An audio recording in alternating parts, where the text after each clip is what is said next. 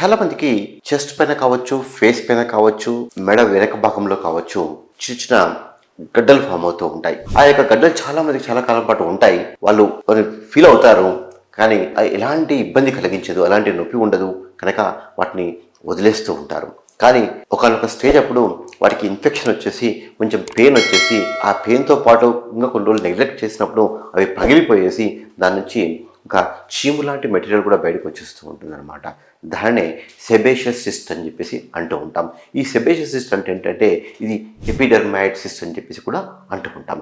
Sebaceous cyst ఎందుకు form అవుతుంది అంటే జనరల్గా స్కిన్లో ఇది హెయిర్, ఈ హెయిర్ అటాచ్ చేసి సెబేషియస్ గ్లాండ్ ఒక గ్లాండ్ ఉంటుంది. కానీ సెబేషియస్ సిస్ట్ సెబేషియస్ గ్లాండ్ నుంచి కాకుండా ముఖ్యంగా హెయిర్ ఫాలికల్ ఇట్లా ఓపెన్ అయ్యేటువంటి ప్లేస్ దీన్ని ఇన్ఫంటిబులార్ అని చెప్పేసి అంటుకుంటాం అనమాట.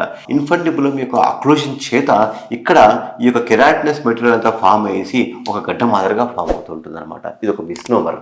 అయితే ఈ యొక్క అక్లూజన్ జరగడమే కాకుండా కొన్నిసార్లు ఏమవుతుందంటే స్కిన్ ఇంజరీ అయినప్పుడు స్కిన్ సెల్స్, కెరాటినస్ సెల్స్ కూడా ఈ స్కిన్ లోపలికి వెళ్ళిపోయేసి అక్కడ కూడా ఈ యొక్క సెబేషియస్ సిస్ట్గా లేదా ఎపిడెర్మైడ్ సిస్ట్గా ఫామ్ అయ్యేటువంటి అవకాశాలు కూడా అధికంగా ఉంటాయి.